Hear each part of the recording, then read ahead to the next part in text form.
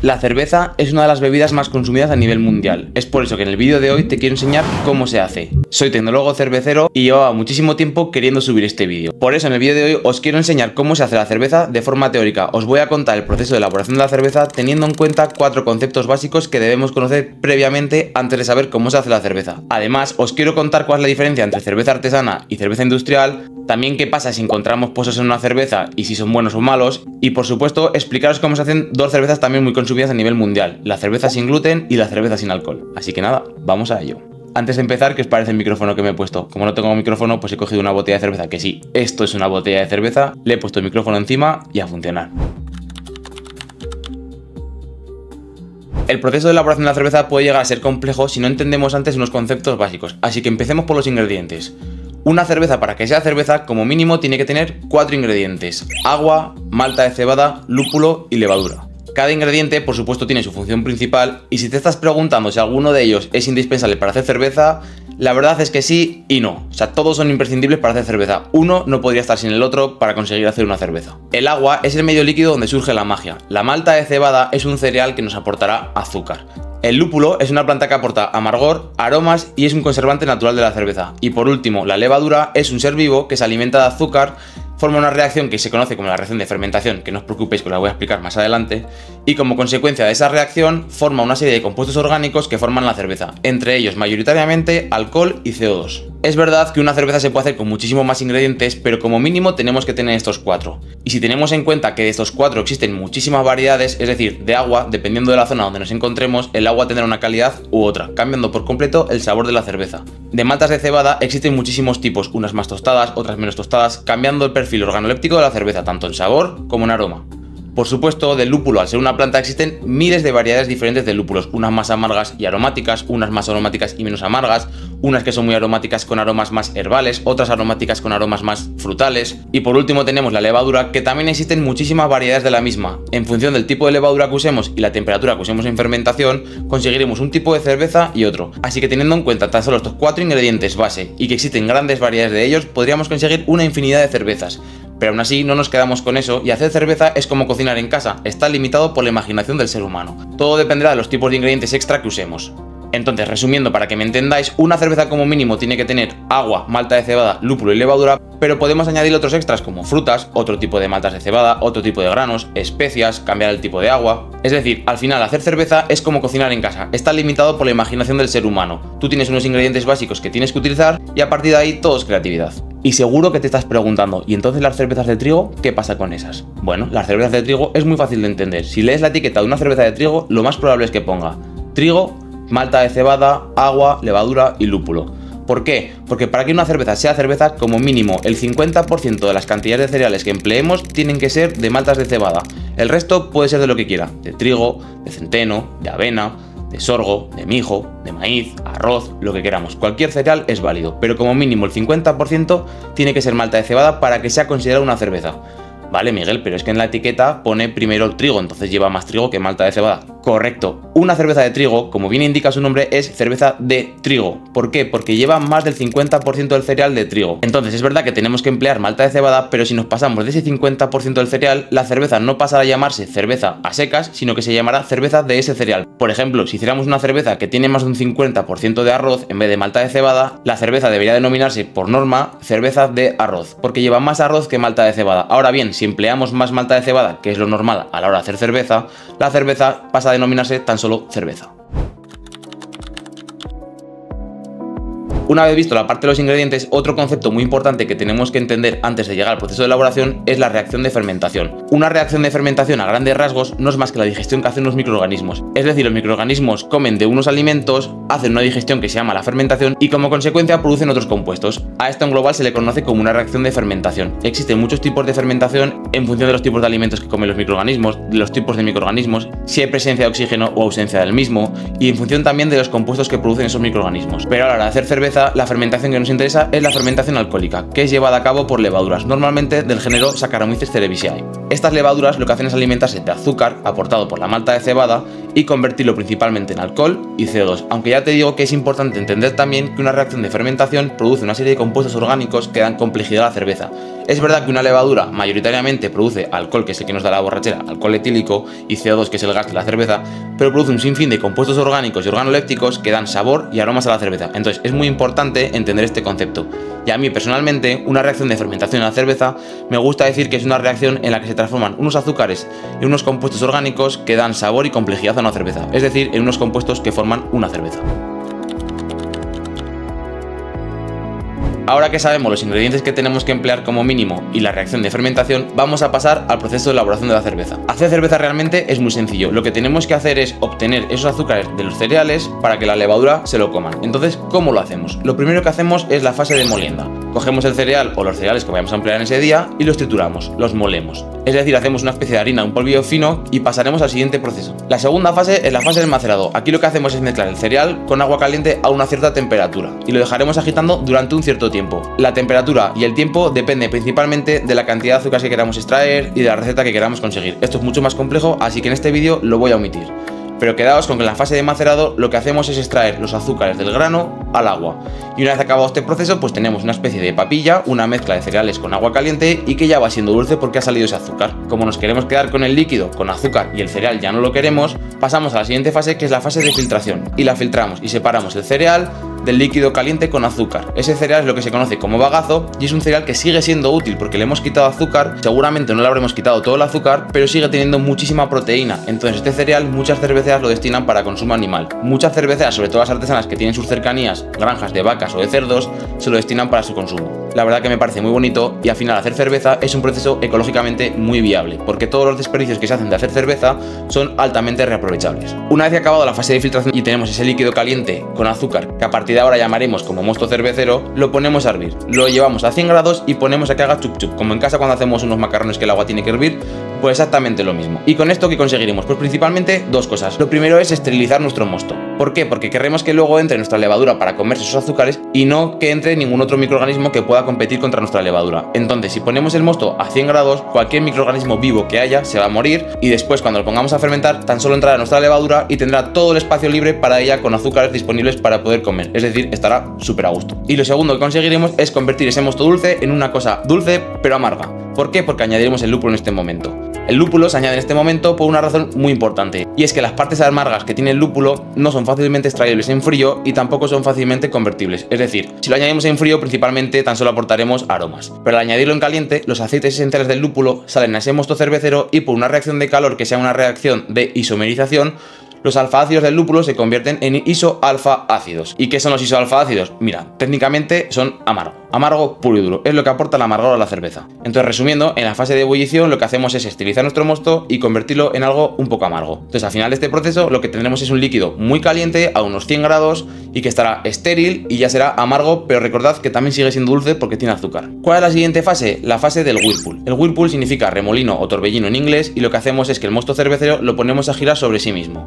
¿Qué conseguimos con esto? Pues es una primera clarificación de nuestra cerveza, porque todas las partes del lúpulo que siguen siendo unos restos sólidos, porque es una planta, o las proteínas que hay también, van a precipitar en el fondo del tanque por propia fuerza centrífuga que se va a formar. Al final, como el mosto va a estar girando, la fuerza centrífuga va a hacer que las partículas se vayan al fondo de un tanque y va a ser una primera clarificación de nuestra cerveza. Esto suele durar aproximadamente pues unos 30-40 minutos. Ah, y que no lo he dicho, la fase de ebullición aproximadamente es una hora. La fase de whirlpool también es una fase muy importante si queremos hacer que nuestra cerveza sea más aromática. En este momento se pueden añadir lúpulos que sean mucho más aromáticos, porque al estar el mosto caliente pero no hirviendo, vamos a conseguir extraer esos aceites esenciales del lúpulo, pero no nos vamos a convertir tanto en amargo ni tampoco se van a volatilizar, porque recordemos que en una fase de hervido el mosto está haciendo chup chup y los aromas se escapan. Entonces añadimos lúpulos aromáticos en la fase de whirlpool, esos aromas se van a conservar mucho mejor, haciendo una cerveza mucho más aromática. Una vez que tenemos el mosto cervecero que ha acabado la fase del whirlpool, lo que tenemos que hacer es enfriarlo. Recordad que queremos que entre un microorganismo a vivir para comerse el azúcar, pero no puede vivir a altas temperaturas. Entonces si lo metiéramos a 90 o 100 grados, que estará el mosto tranquilamente en el whirlpool, la levadura se moriría. Entonces, ¿qué es lo que hacemos? Pues enfriarlo. El siguiente proceso de elaboración de la cerveza es el enfriamiento. Lo que hacemos es coger el mosto y lo enfriamos. Lo pasamos de unos 90 o 100 grados a más o menos unos 10 o 15 grados o incluso 20, ¿vale? Dependiendo de la temperatura de fermentación y lo que queramos conseguir.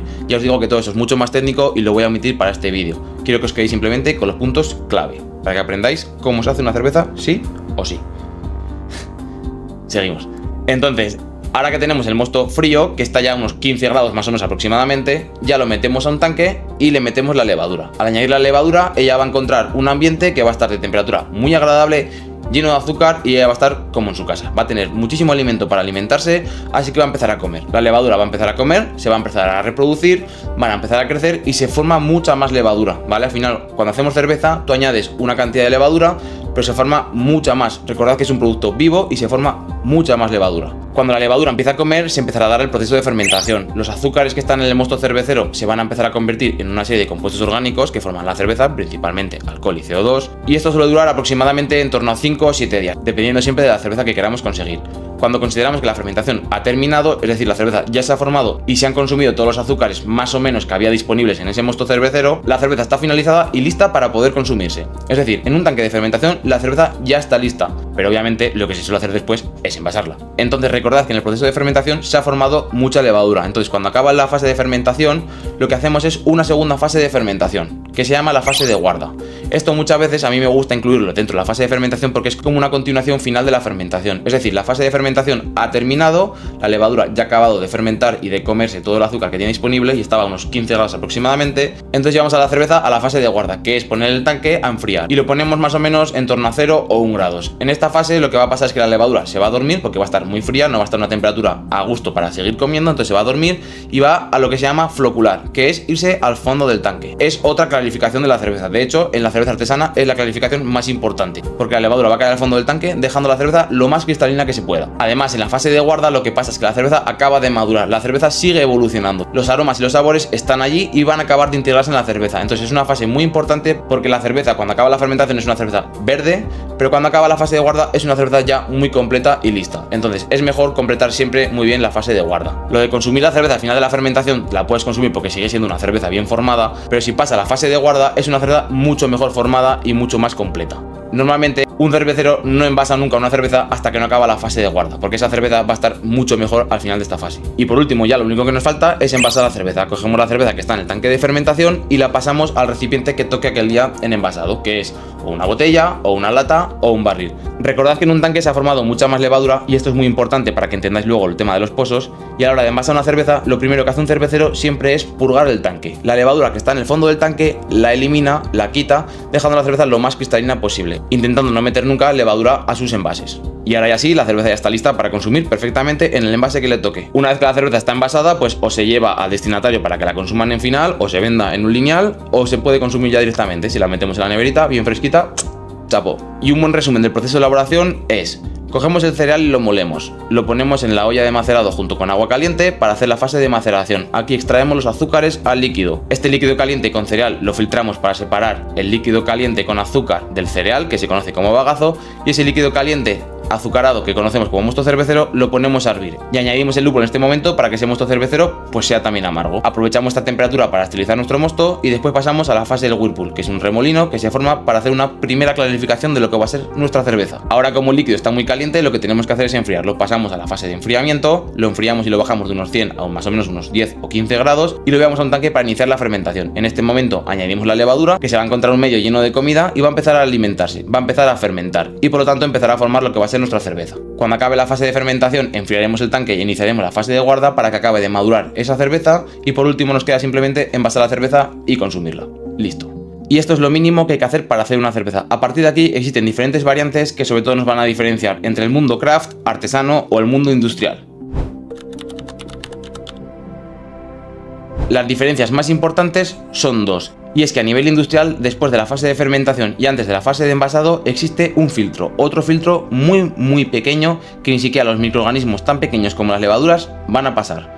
Con esto que consigue la industria, hace cervezas muy cristalinas, muy brillantes. Seguro que todos tenéis en la cabeza una cerveza industrial de cualquier marca que os imaginéis y sabéis que son cervezas que si ponéis los dedos detrás del vaso los vais a ver perfectamente. Ahora bien, cuando os imaginéis una cerveza artesana, muchas veces os imaginaréis como una cerveza mucho más turbia. Normalmente las cerveceras artesanas tienen mucha más libertad a la hora de usar diferentes ingredientes y muchos ingredientes que utilizan dan mucha más turbieza a la cerveza. Pero es verdad, y es por eso que es tan importante que en la fase de fermentación entendáis que se forma mucha más levadura, que las cervezas artesanas no tienen ese filtro, por lo tanto tanto, antes de envasar su cerveza no la filtran, dejando levadura en suspensión en la cerveza y haciendo que sean cervezas mucho más turbias. Y entonces, ¿qué es lo que pasa? Que esas levaduras, cuando entran en una botella, en una lata o en un barril, al estar el envase cerrado y no tener más alimento para comerse, no van a poder seguir comiendo y se van a morir cayendo al fondo del recipiente.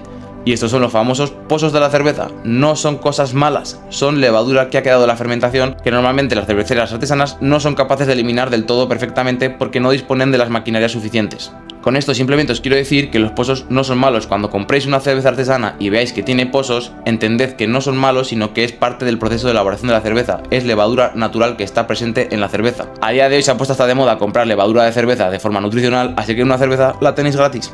Pero bueno, dejando las bromas aparte, el tema de los pozos es algo muy importante. Nunca discriminéis una cerveza porque tengan pozos. Entended que es algo natural que siempre va a estar presente y ya está. Si no os gustan los pozos, no los bebáis, pero entended que si los consumís, pues no pasa absolutamente nada. De hecho, en mi perfil de Instagram tenéis un vídeo mío bebiendo una cerveza con muchos pozos. Volviendo a las diferencias entre el mundo craft y el mundo artesano, la segunda diferencia principal que existe es que las cerveceras industriales tienen un pasteurizador, es decir, cuando acaba la fase de envasado, la cerveza se pasteuriza. La cerveza normalmente se calienta a una temperatura X, matando cualquier microorganismo vivo que pueda haber ahí, sobre todo y principalmente levaduras, haciendo que la cerveza no evolucione tanto en el tiempo.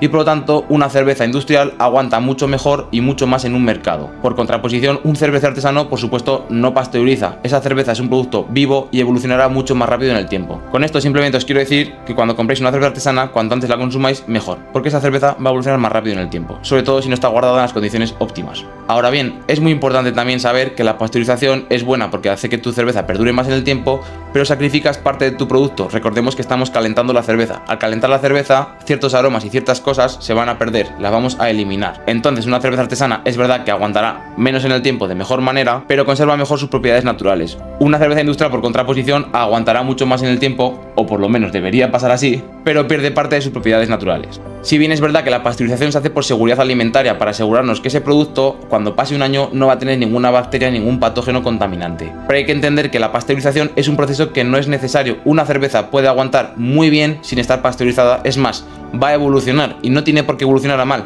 Creedme que yo he probado una cerveza con 1 año y medio de elaboración y ha sido la mejor cerveza que me he probado en mi vida. Así que resumiendo, las dos principales diferencias que existen entre el mundo craft y el mundo industrial es que la industria tiene mucha más maquinaria compleja, haciendo un tipo de cervezas un poco diferentes. Tienen un filtro que filtra la cerveza después de fermentarla, por lo tanto dejando una cerveza mucho más cristalina, y tiene un pasteurizador que te asegura que su cerveza va a estar mucho más segura en el tiempo, microbiológicamente hablando. Ya depende de nosotros qué tipo de cerveza nos queramos beber. Ahora que hemos entendido cómo se hace una cerveza y los ingredientes que tiene, vamos a explicar cómo se hacen otros tipos de cerveza, como por ejemplo la cerveza sin gluten. La cerveza sin gluten es muy fácil de entender y, por cierto, tenéis un vídeo en el canal que os dejo por aquí. Al final, para hacer cerveza sin gluten tan solo tenemos que eliminar el gluten que está naturalmente presente en la malta de cebada. Y yo entiendo que os podéis preguntar, ¿pero por qué no utilizamos otro tipo de cereal que no sea malta de cebada? Pues bueno, como os he explicado al principio, para que una cerveza sea cerveza tiene que tener malta de cebada. Si utilizamos otro tipo de ingredientes, como por ejemplo 100% maíz, obviamente la cerveza no va a ser cerveza ni siquiera se va a parecer a lo que estamos acostumbrados a beber como cerveza. Entonces, una cerveza sin gluten, lo único que se hace es hacer una cerveza de forma natural y normal, igual que hacemos una cerveza con gluten, y tan solo lo diferencia que en la fase de fermentación añadimos una enzima que lo que hace es eliminar ese gluten. Esta enzima lo que hace es coger la molécula de gluten, que es una proteína muy grande, muy compleja, y cortarla en trocitos pequeños que ya sí que van a ser asimilables por las personas que son celíacas o intolerables al gluten. Es importante destacar y resaltar que una cerveza sin gluten no es que no tenga nada de gluten, tiene siempre una cerveza sin gluten menos de 20 ppm o partes por millón de gluten libre. Por lo tanto, una persona celíaca o intolerable al gluten puede beber cerveza sin gluten, pero no debe pasarse de consumir cerveza sin gluten, porque el gluten en el cuerpo es acumulativo, pudiendo llegar a pasar los umbrales límite de esa persona y haciéndole daño a sus intestinos. Otra de las grandes cervezas que se están poniendo hoy de moda son las cervezas sin alcohol. ¿Cómo hacemos una cerveza sin alcohol? Bueno, pues es muy simple. Hacemos una cerveza igual que hacemos una cerveza normal, con alcohol, y después se suele pasar por una destiladora. Normalmente las cervezas sin alcohol, ¿quién las hace? La gente que son industriales, porque recordemos que tienen mucha más maquinaria y son capaces de comprarse una destiladora que lo que va a hacer es eliminar ese alcohol.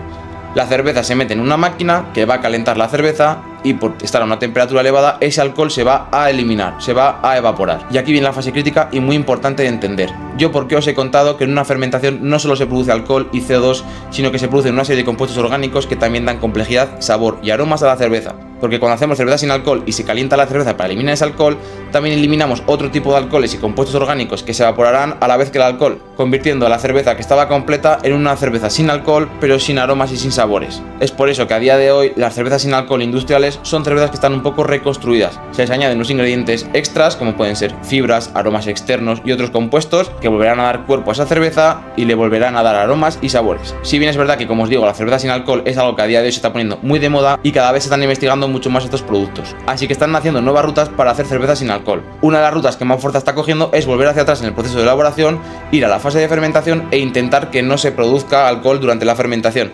Pero ¿qué pasa? Que la biología es como es y las levaduras por naturaleza forman alcohol en la fase de fermentación. Si bien es verdad que existen otro tipo de levaduras modificadas genéticamente, sobre todo, que son las que se conocen como low alcohol.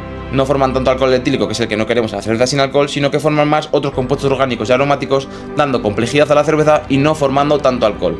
Pero ¿qué pasa? La cantidad de alcohol que forman suele ser en torno a unos 1 o 2 grados de alcohol.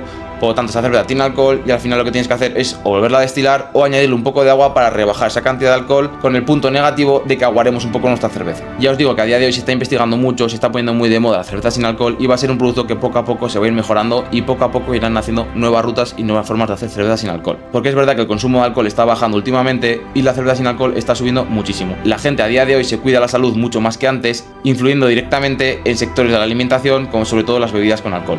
Es por eso que todo el mundo que produce bebidas con alcohol, ya sea cerveza o también por ejemplo vino, cada vez se está poniendo más de moda y se está investigando mucho más en producir productos sin alcohol. Como veis, hacer cerveza no es tan complicado y teniendo una buena selección de ingredientes y variándolo entre todos ellos pueden salir grandes cervezas. Si queréis saber más sobre cerveza, tenéis en la descripción un link que os lleva a mi libro La Cerveza, donde explico profundamente todos los conocimientos básicos que hacen que la cerveza sea, pues eso, una cerveza. Y si tienes alguna duda sobre la cerveza que no te he respondido ni en mi libro ni en este vídeo, puedes preguntarme en los comentarios que te responderé con todo el cariño del mundo. Y espero que os guardéis este vídeo porque la verdad que creo que es un recurso muy útil para cuando estéis con vuestros amigos en un bar tomando una cerveza y os hagan una pregunta, podéis tener un recurso del que tirar y conseguir información fiable. Y por último, si te ha gustado el vídeo, recuerda darle like, suscribiros a mi canal porque pronto se vienen cosas muy interesantes. Nos vemos en el siguiente vídeo.